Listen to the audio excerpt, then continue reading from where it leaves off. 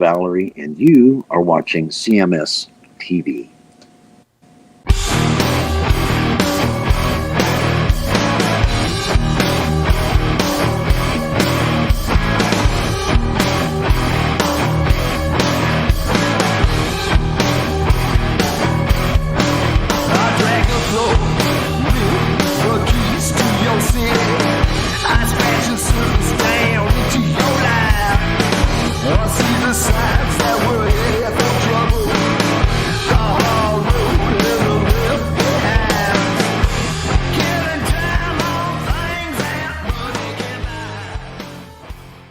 And we are back right here on CHRIS Akin Presents. Chris and Erik.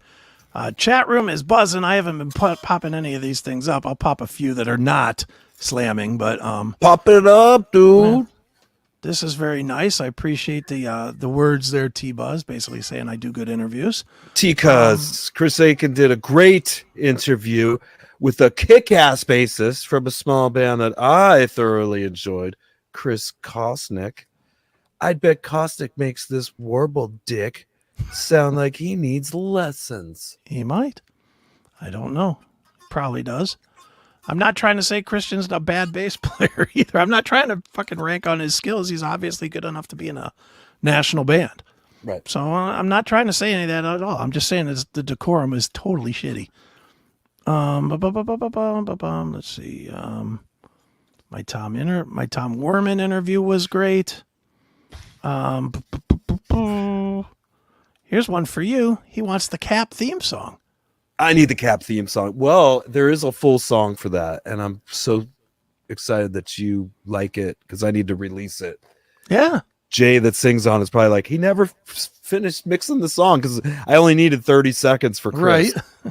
So I go, before I go fixing everything on this 4-minute long song, why don't I just give Chris's 30 seconds and get on with my life? But, well, we definitely needed it. This theme song is way better than the last one. That's for sure. It is better. Thank you for saying so. And I had a deadline at the time. It was like January. I think we were starting. Mm-hmm. We're kicking off the new year season of CHRIS Akin Presents. We needed a new song. I got it done. Got Jay to sing enough of it and programmed enough of it. We got it done. But I need to like release the whole song now so we can like, put a whole video out for it.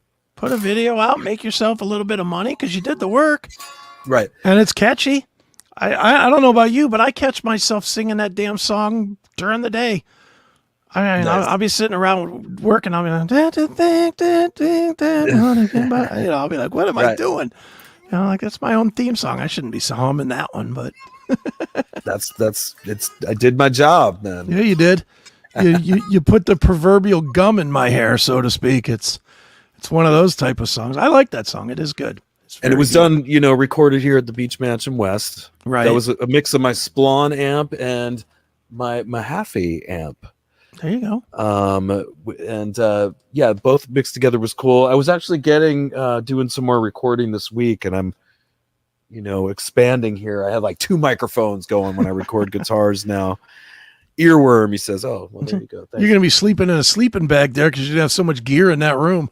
There is a lot of gear accumulating here. And Tris did say that Mahaffey was saying that he had a cabinet that he wants me to get from him to go with his amp. I got like a couple different setups for recording so I can like blend different amps sounds that are real, recording real amplifiers. And it's been fun doing that. The neighbors probably hate it, or the vacationers, if you will. But I don't care. It's summertime. The windows are open. They're going to have to deal with it. Yeah, well, yeah. What you got to deal with them being out in your yard basically at 8:00 in the morning on the beach.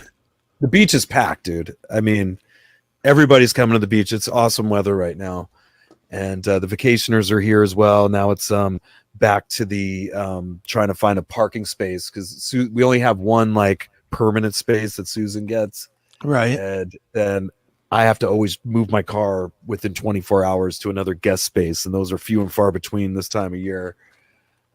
Yesterday, I thought for sure I was going to get a $50 ticket from the HOA or whatever because we went to the Long Beach antique flea market. Okay. And I forgot to move my car before we went on this excursion. Right. and I was supposed to have it moved by like 8 o'clock in the morning, and we didn't get back till like 1 in the afternoon. But I was just lucky. That's all I could say. I went down. There was no ticket. They take chalk and like mark your tire every 24 hours. As soon as there's 2 chalk lines, there's the ticket, and they'll hang it on your door. $50. I had one a few months ago. It's the first one I ever had in 4 years. But I got lucky, man. There was no ticket, so I was happy. We did go to the Long Beach Antique and Flea Market. This is supposed to be like every 3rd Sunday of the month. For some reason, ironically, this was the last Sunday of the month, and we went to go check it out. Hot as hell. Right. Have you ever been to a flea market? Like, oh yeah, we right near my house, like 10 minutes away, is a place that was called the Aurora Flea Market, and they had like the whole thing, a big flea market, and then there was also an auctioneer and a barn, and oh wow, I mean, it was like a whole thing. But yeah, I've been this to plenty sounds higher end. This your well, that one was, but I've been to flea markets, and where everybody that's ever grown fucking pears or whatever has bags of pears out, and old clothes that they don't use anymore, all that shit. Yeah, I love going to a flea market. There was one in Oceanside at the drive-in that used to be by my old apartment I lived at, and that one was really ghetto. That one was just, it was like, what is this place? It looked like all the parts were stripped from cars. Like they would just have a sheet on the ground, and there'd be a bunch of car parts, dirty car parts you could buy, or I don't know, just goofy stuff like that should be thrown in the garbage. Right. Nothing really of value. They finally put an end to that flea market over there. But she read about this one in Long Beach that's supposed to be just ginormous. And it was a lot to cover, man. It was like, probably 50 stores worth of people's, that were set up there. Sure. One thing I forgot, we left really early to go to this. And yeah, besides not moving my car before we left, I also forgot to like take cash with me. Oh, like we were just kind of sleepwalking into a cashless society at this thing. Mm-hmm. But you do need cash to get your ticket to go into it. Sure. They have these ATM machines set out up front. It ended up costing me like $8 to pull out money. It was like $5 fee on the spot from the ATM machine, and then my bank charged another $3. Oh my God. And I didn't buy anything at this thing. I did not buy one thing. So I took $100 out and bought nothing. She went to the ATM twice, so I don't know what her final fees were, but she probably blew $20 just going just to the ATM machine. Money. But she found something special like right away. Susan found like the first clothing thing was kind of, I don't want to say a hipster spot, but everything was of value historically. Right. Maybe when it was like vintage stuff. Okay. And she got this like suede, I don't want to say cowboy, jacket, but almost something like that. It had like cool, almost devil tail design on it. Right. But then the cuffs had like, were a little bedazzled with like cool studs or something. It looked good on her. Like it was like the color scheme of it. She can wear like dark colors, and it was in pretty good shape. I think it was like $75. The guy was firm on it. He didn't let her negotiate anything, but she loved it. Sure. She was like, oh my God. And so she was stoked. She got a jacket. What else did she get? She got some cactuses that were a pretty good deal. And she got some like wrought iron. It was supposed to be like something that folds out to be in front of candles, but she has it like in front of the fireplace right now, which it also looks like the same kind of thing you put in front of a fireplace to keep embers from flying out. Right. I mean, this wouldn't do that. This wouldn't accomplish that because it's just open, but whatever. Sure. But that's all she got. I was looking around at things. They had a ton of like clothes. There was a lot of people selling stuff that you would throw away. Honestly, I can't bring myself to buy like a used t-shirt at the flea market. Yeah. Unless it looks like it's never been worn. I get lucky at some of those shops, I go to, like the DAV over here. I will find a shirt there that somebody donated that still has the price tag hanging on it. It's practically and that's new. cool. And that's different. And typically most stuff you buy at the DAV is probably under $10. At this flea market, they're trying to sell these used shirts for between $10 and $20. And it's like, dude, these things are already past the point that I would even have it around my house. Like, right. I've been having to do that more frequently because t-shirts don't even last as long as they used to, seemingly. And I I'm just overstuffed with stuff that needs to get thrown away. I feel like if I wore the t-shirt for more than 2 years, it's time to like kick it on to the trash. Right. And I throw that shit away. I don't donate it. Besides, I'm kind of white trashy, and like I have to cut the sleeves off of everything. Yeah. Nothing has sleeves on it. You ought to just sell it. You ought to sell it at your booth next to your get a free concert worn Eric Ferentino's t-shirt with every purchase of picks. People do that sort of thing. The one thing that I tossed once that I feel kind of dumb was when Rat did MTV Unplugged. Steven's wearing some kind of like gay biker cap looking thing. It looked okay with him. It was like a beret kind of almost. Right. Thing. Okay. And I remember he gave it to me when I was a kid, when I was probably a teenager, and I didn't know where it was from. I didn't make the connection. Sure. And it was like just sitting in my stuff for the longest time, and I'm like, I can't wear this. For one, my head's so much bigger than his. My skull that it'll look like a yarmulke. It did. It looked like a yarmulke on there. And so I could wear it. It just went around. I'm like, this thing, he can pull off wearing stuff that we talked about this that I can't pull off. It would just look weird on me. And that was one of those things. It was like a beret with these studs on it. It looked like almost like a Rob Halford beret or something. And at one point, I think I just tossed it in the trash. I'm like, what am I gonna do with this? I just threw it away. I probably could have sold that for probably $500 today. Yeah. If I said, this is the one Steven wore in the MTV Unplugged with Michael Schenker and all that stuff. That was something I realized way later that I screwed up. Right. But I don't think there's a market for my used, faded, cut up t-shirt. You say that, but who knows? Who knows if you sign it in front of them? Maybe some jacket I wore on stage or something a little. Here's that has some pics. Here's some pics. Here's my Misfits t-shirt from 1988 signed by Eric Ferentino's. $35. Someone would buy it. I mean, I know there's artists that do those sort of things. They put it's awful. Look, believe me, it's awful cheesy to do it, but there are people that do.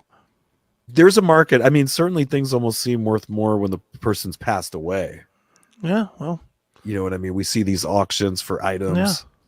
Well, you avoided that shot, so you won't be passing away anytime soon. I think so your shirts are not worth anything. Right. Kurt Cobain, his acoustic guitar that was used on that Unplugged went for like $1 million or something. Yeah. $1 million. Wow, that's pretty. I mean, that's Did they not sell clothing. a gun that he shot himself with? Do you know? I don't think so. I think the police still have that. Because how much would that fetch? Not that I want to get into that world, but honestly, do you think that would get like $5 million? I don't know, man. One thing about guns to move on. I on Reddit, I joined a sub called magnet fishing. Okay. Magnet fishing is interesting because the only thing these guys seem to catch are guns from crimes. Basically, it's a magnet, just as you would think, like that's on a fishing rod, and they throw it over typically a bridge, like that has any kind of running water underneath. Right. And they throw one of these over, and they get knives, guns that have been down there a long time. The cops must be involved in a lot of these crimes because I mean, you would think that something they should do normally, every couple of months, go magnet fishing and pull up some of these guns. And the fact that they don't makes me think they're probably involved in some way, with the crime. But the guns that they pull up are interesting. I mean, I guess you could give them an acid bath and restore them, but a lot of times, sometimes they're already inoperable and tossed over there. Right. Jackal says, I bet that guy who was at Fear Factory sells that kinds of shit for $500. His dirty spandex. But you get to interview him if you buy the shirt, probably. I know. God, for an interview, $250. What's he sell his underwears for? $8,000. Well, dude, I did have one. And I'm trying not to do music stuff, but this is definitely a random music story that I saw that maybe you have experience in a similar way. That is definitely not talking about Stephen Piercy Band or any of those bands or whatever. Have you ever traveled to a show only to, once you got there, find it canceled. Yeah, that's rare. That's rare, but it's happened. Okay. So Yeah. so what happens? Weather. Do you get there? Or, well, not.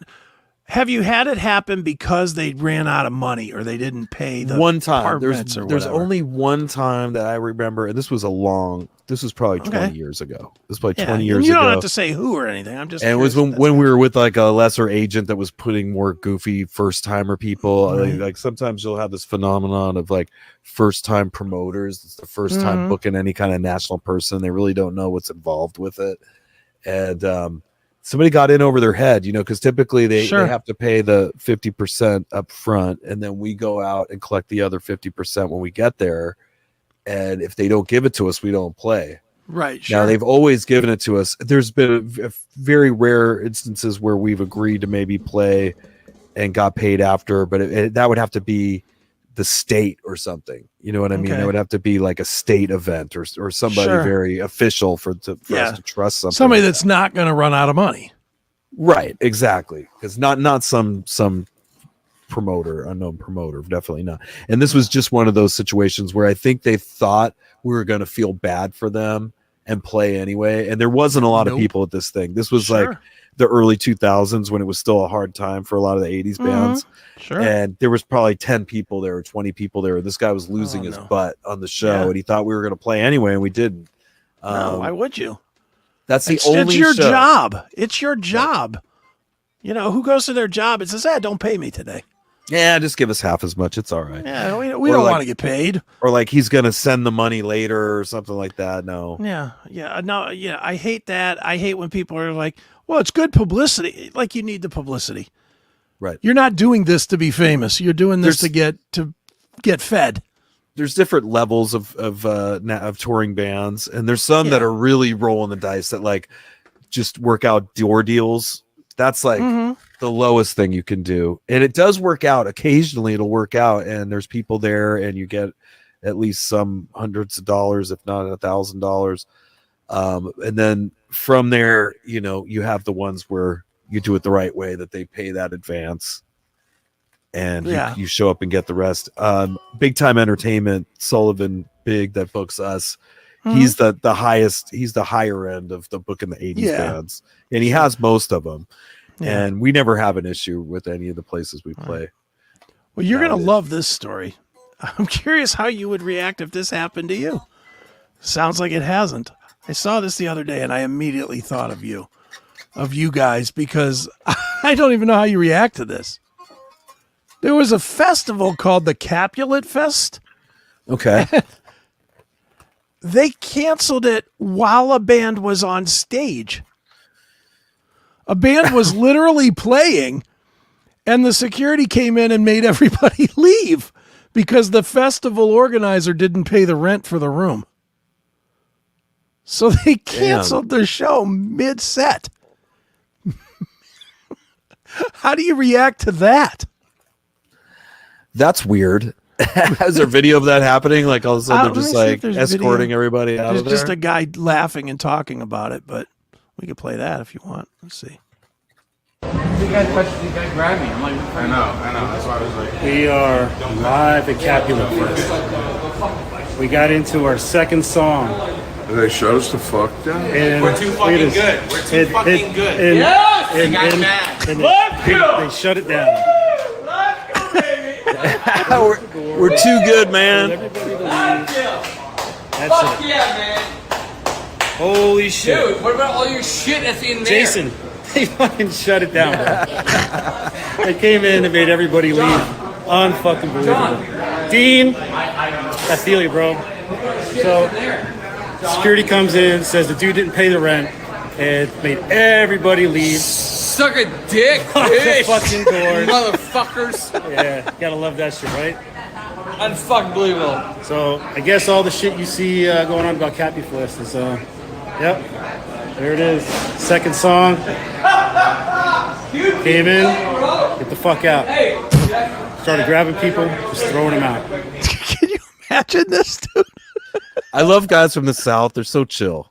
Yeah, he's like, Hey, guess Like what? if it was like a New Yorker or something, oh man, this guy, they would be so pissed. Or I don't know, some guy in Los Angeles even maybe. Yeah. New York, they might light the building on fire. Yeah. Or Philly or somewhere. Yeah, this guy's like, oh man, can you believe it, man? Shit. Let's go get a drink. Yeah, he's like, whatever. Let's pack up our shit. Let's go home. Well, the thing is he probably got paid, right? You would hope. Hopefully, yeah. You would hope if they stepped on the stage, they got their money. So in a way, they probably don't care. But Hopefully. Man, I mean, I don't know what band that is. What band is that? A band called Live Kill? I'm not familiar. They might. I mean, I don't even know what their guarantee was, or if they're if they even had one. They might be a local. Right. I don't know anything about the band. But I just can't even imagine you guys get there and you're like, okay, let's hit the stage. Play the intro music. What do you got? You guys open with what? Wanted Man? Yes, sir. So you open Wanted Man, down. Hey, turn that amp off. Get off our stage. We're shutting this shit down. Wow. That I can't even imagine it, man. Damn. They had some big bands for today's world on it. Nothing More in 10 Years. Those are both fairly big bands that were supposed to have played this thing, but yeah, they got 2 songs in and got canceled. It's like, whoa, what's happening here? Did they turn the PA off on them? I guess 2 songs in too. Probably did, and probably had a. You can't make a crowd leave if the music's going. No, probably had a megaphone. Now everybody get out! Get out! The concert is over. Everybody's probably. It must have been early too. I don't know. I wish there was more video here, because if this would have happened later in the day when people had drinks in them, you would have had audience guys fighting. If they're being told to get out. Yeah, agreed. Yeah. This had to happen at like early, like 2-3 o'clock in the afternoon. Because if it happened at night when there's been guys that have 10 drinks in them, at that point, 10, 12 drinks, they're fighting. There is somebody who's punching the security guard right in the face. Damn. But yeah, I just saw that and I was like, I wonder if that's ever happened to you guys. So luckily it has not, thank God. I know. Jeez. No, weather would be the biggest reason. I think the Blue, what was it, the Blue Ridge Festival was the last Mountain one where Festival, yeah.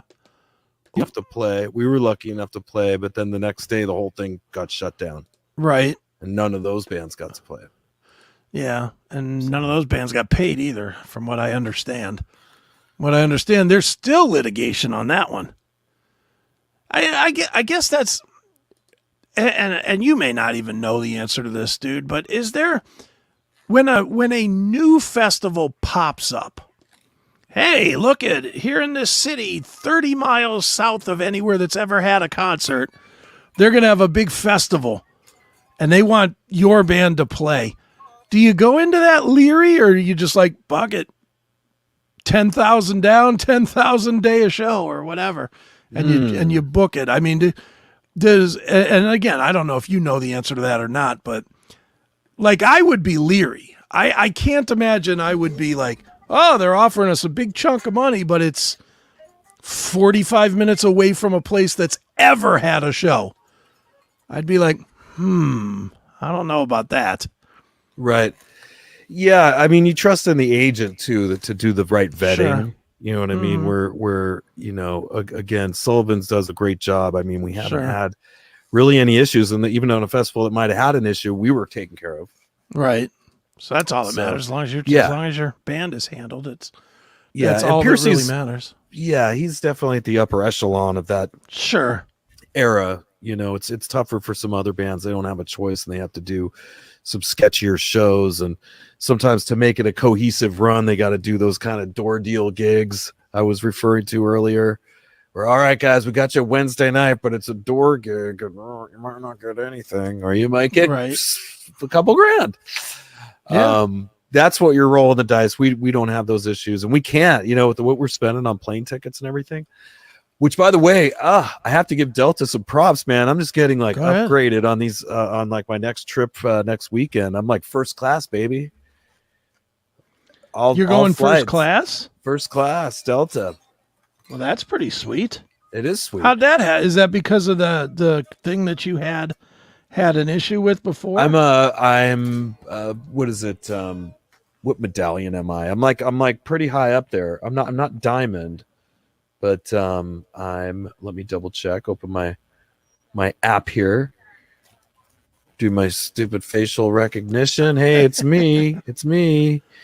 What does it say? What am I currently? Damn, does it say? I know what it is, but I don't know. It's not. It's the one past the silver medallion. I think it's platinum medallion. Yeah, platinum medallion. So, anyways, on the app, when you're platinum medallion, you say that you want upgrades. Please automatically give me upgrades, and also it helps to tell them you're willing to take like a different seat, not necessarily like you'll take a middle seat. I learned that. Okay. Right. That hasn't really come up, but when you're up in first class or you're in Comfort Plus, a middle seat's not so bad. It's bigger anyway. But if you only say, I'll only take an aisle seat, well, now you're limiting your options of getting into the first class. So you're happy with Delta? I'm mostly happy. I mean, there's some of their planes are a little old and weird, that don't have like a TV screen on it. I mean, we become spoiled in some ways. You know what I mean? They never had any of this stuff. It used to be you had to get a magazine. You had to go buy a bunch of magazines before you got on the plane. And then they had cell phones and then the internet. And, buying Wi-Fi is something that's a bummer. Like, I don't have to do that on Delta. But if I fly Southwest, I don't have Wi-Fi. And that's where I'm spoiled again. Like, I'm like, oh, my God, I don't know if I could go on this hour flight without being on my phone. Well, I know you text me a lot from the planes. Right. Now, Southwest, you can text for free. Okay. I'll always usually get texting. There's been a few times the Wi-Fi's out and it's a long ass flight. Sorry, ladies and gentlemen, but the Wi-Fi's out for the remainder of this flight. And it's like a 5-hour flight. You're like, what? What? Yeah. Well, since you love Delta now, or at least like them somewhat, let me swing the pendulum the other way with another guitar player that hates them. That would be Snake Sabo. Skid Row.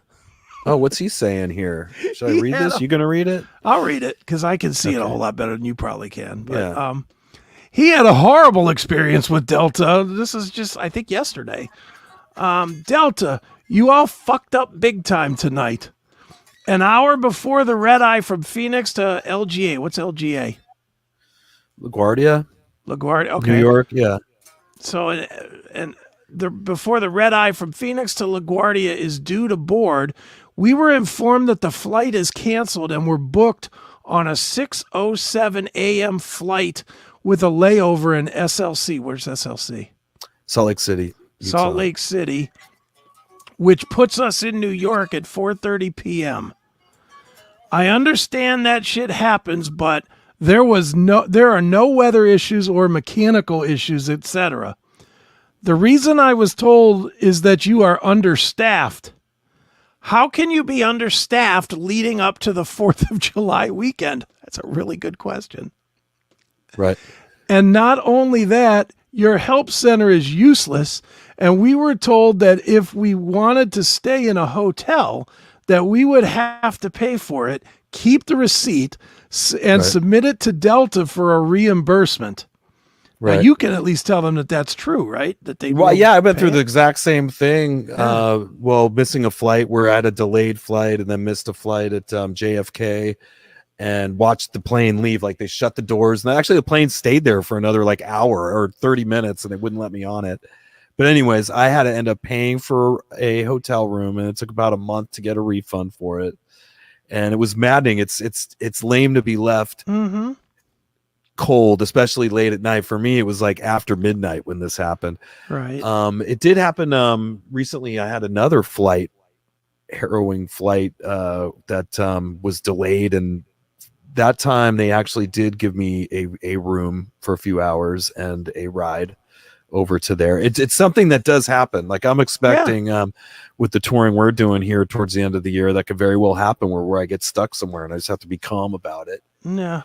Make sure I have it with me, my medication, everything I need. It's just sad that this goes on all the time. You would think at some level, you know, you guys that fly all the time should get some kind of preferential treatment. You really should. And it shouldn't be based on how much money is spent. It should be based on here, you know, kind of like a passport. Yeah. Here's me with 6 million miles or whatever. Right. You know, they do. Delta, I mean, like when you're platinum medallion, like you have a dedicated phone line. So when that happened to me on this last time, I had to figure out how I was going to get to where I needed to be for sound check the next morning. It wasn't so much where am I sleeping tonight? Like that didn't matter. It's like, I got to get to this event and you got to make sure that happens, because they were trying to make me go on some flight the next day that was going to have me miss that, you know? Well, so when dude, I think that's what Snake is saying here too. He got into New York at 4:30. If you had a gig in New York, you got to be there before 4:30, don't you? To get through the airport and everything and get to sound check. Yeah, they had a red eye. So they had You said planned 4:30 p.m. they got to New York. That's like sound check time, right? 5 o'clock? Mm-hmm. No, I don't think they're playing the same day they're flying to. Nobody does that. Nobody does that, I don't think. Well, I think they were supposed to get there at 6 o'clock in the morning. Well, who's singing for them? Well, that's a good point too. That's a good. I don't know. Did anybody ask that? That's more. Well, maybe he was just doing marketing or making Lizzie Hale sleep here at the airport. Yeah, he might have. I mean, who knows? Maybe they had auditions for the singer. I don't know what they were doing. I didn't even think of that. But right. All right, let me read the rest of this because it really touches on a lot of buttons that you push all the time because you have such flight problems. Yeah.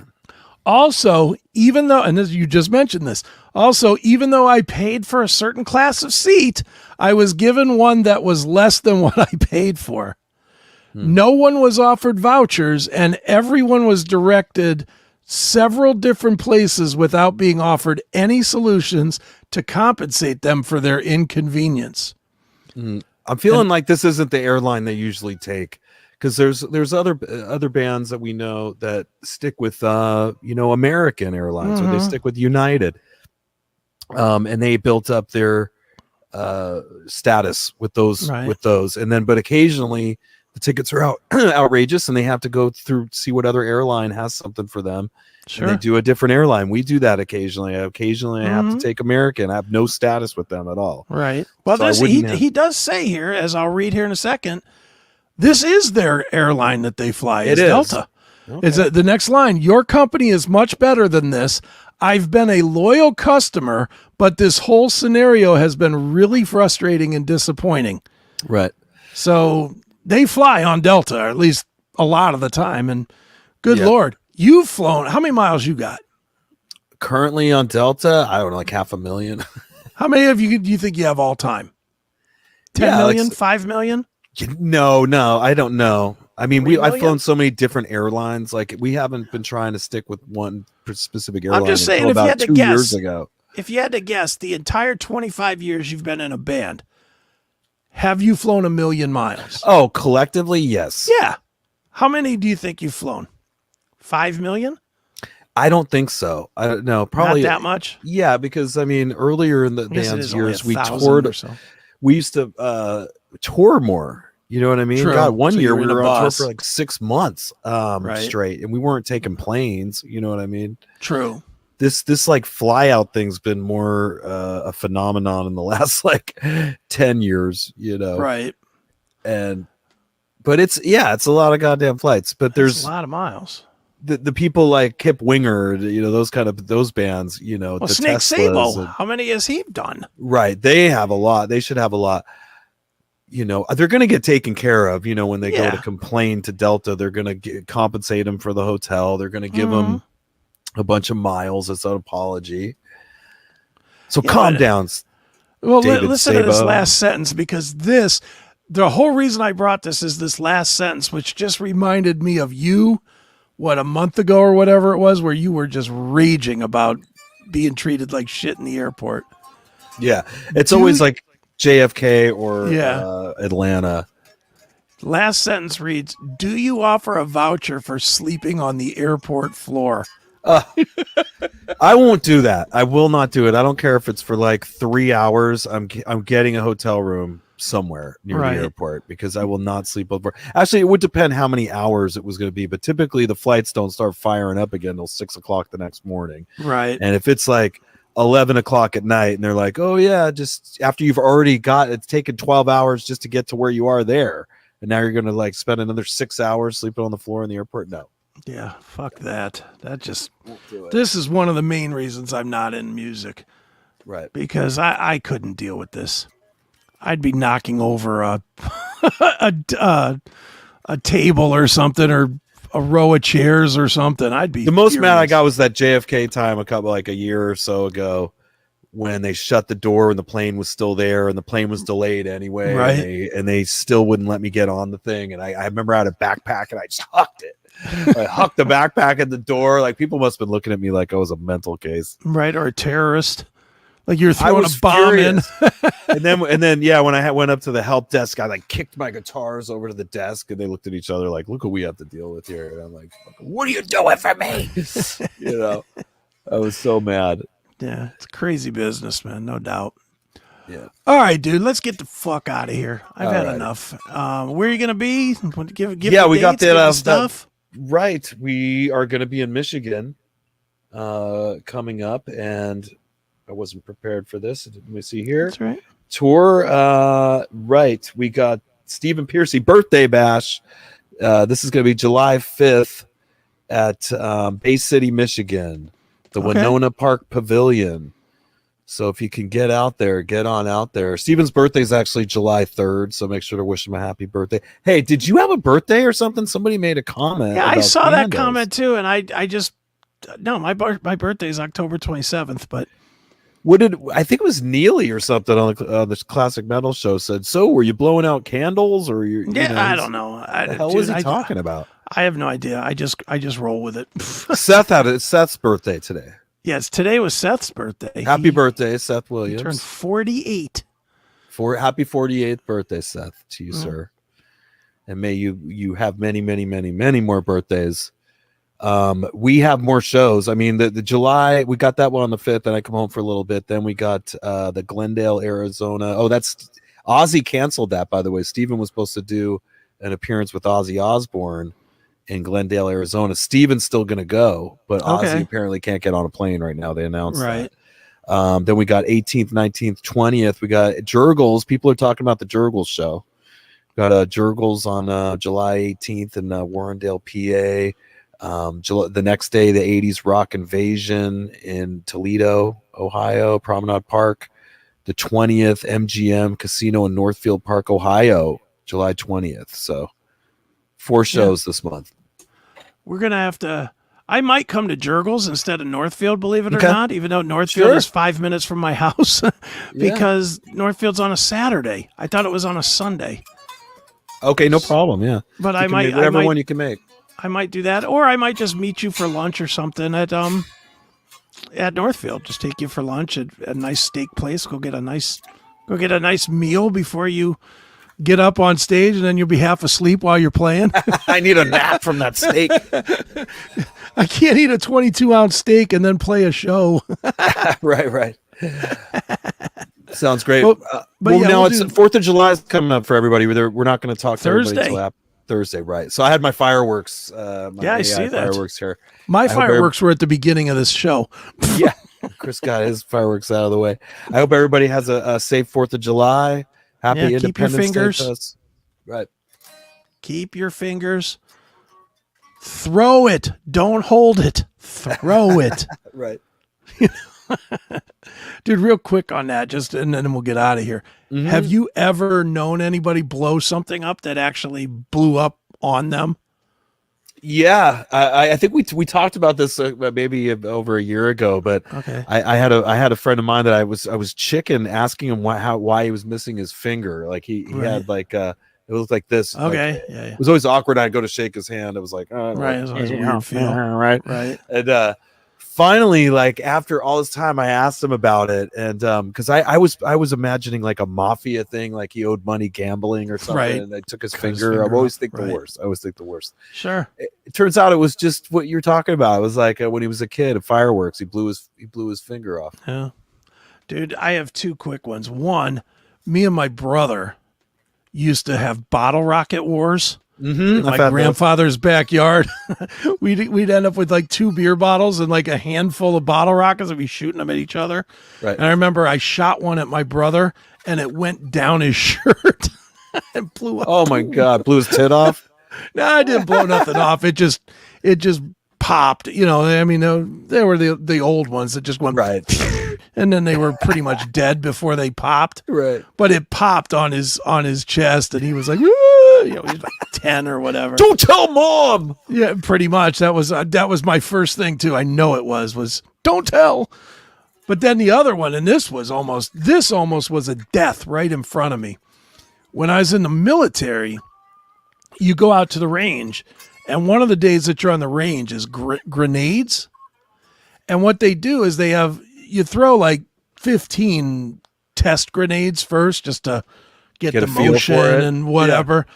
And then they put you, for what they call qualifying, which is how you get your little tab on your medal. Mm-hmm. And you have to do it with a live grenade. And this one dude took the grenade, pulled the pin, and panicked. Like he pulled the grenade, the thing popped off, and he's like, oh. And he finally just kind of flicked it up, but he just like, instead of throwing it, he just kind of went like this, and it went about a foot and landed back in the hole. And the drill sergeant grabbed him by the shoulder and yanked him out the hole real fast, and it blew up, and nobody got hurt.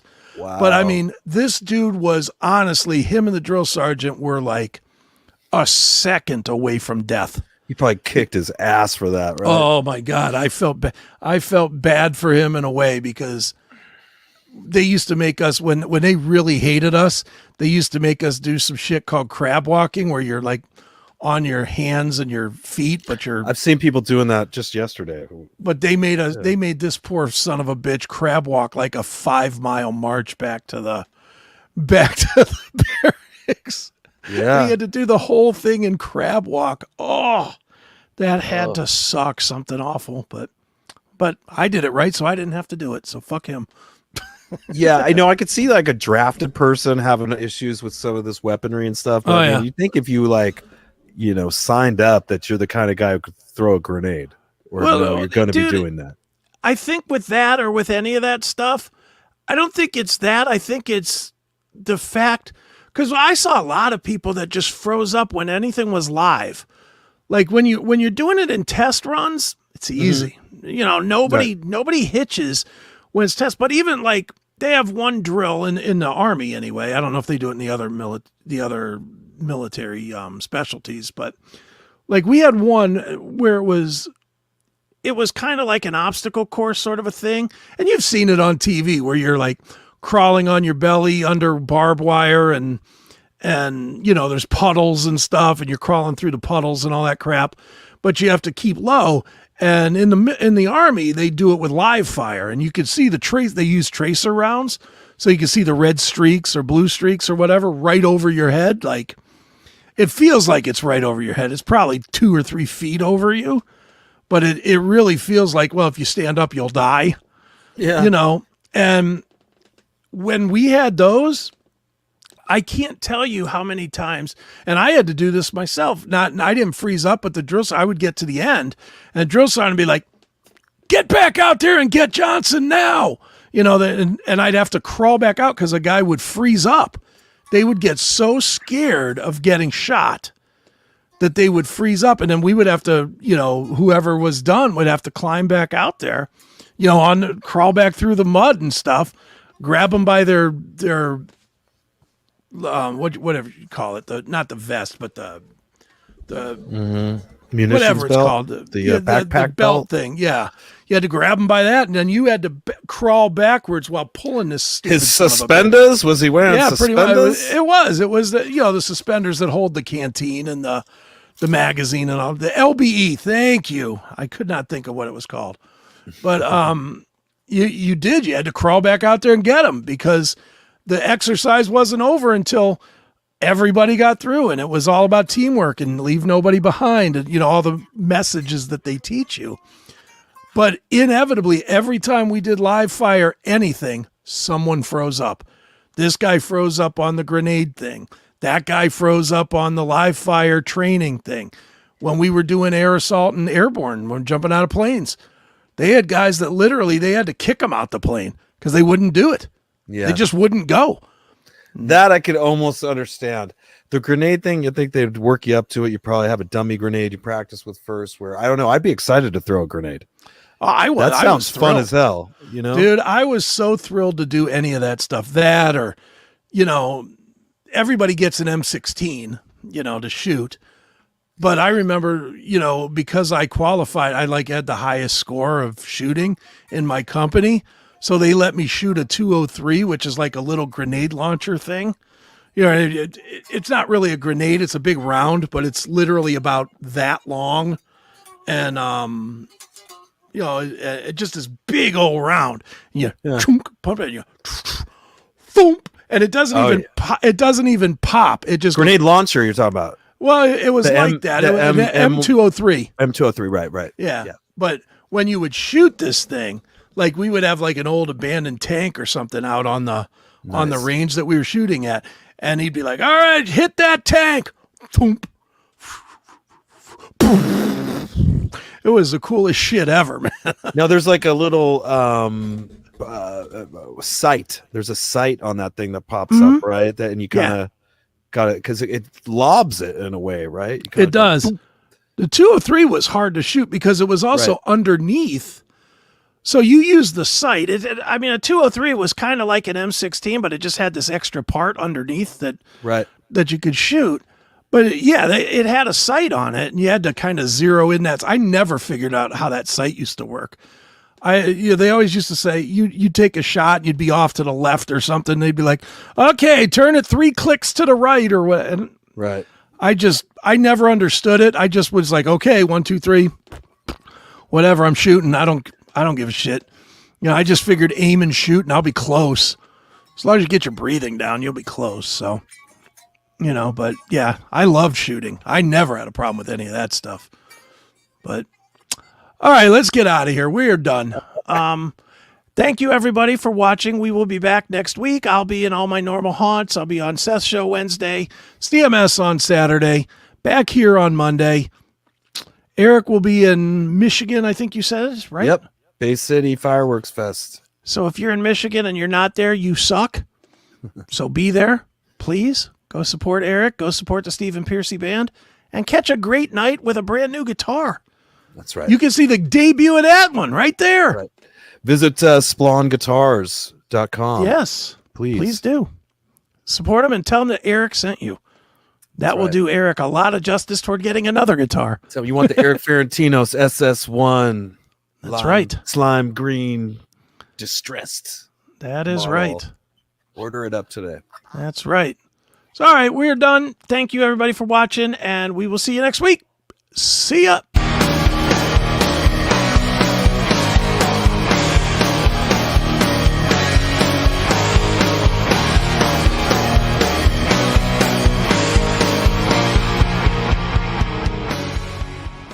Hey, it's Chris Akin from Chris Akin Presents, the Classic Metal Show, and the Seth Williams Show. Now, we know it's frustrating to have to use this website for videos, that website for podcasts, and still another for the live shows. Well, let's end that shit right now. Get the Locals app and get it all in one place. This is free, folks. You don't have to pay to get most of the great content that we're doing. Like I said, it is free. On your phone or device, just go to locals.com in your iOS or Google Play Store, install it, and create an account. Open the app, surf to the search from the bottom, and type in Classic Metal Show. Then click Join. That's it. Once you join, you can click on the triangle button at the bottom, and you can select from videos, live streams, both past and active, or podcasts. Watch and listen right there. When a stream is live, you can participate in the chat right from that screen if you choose. If you want our exclusive content, just click support when you visit the Classic Metal Show community. It's simple, and it's the best way to stay engaged with all of my shows, so sign up today. Hail and kill.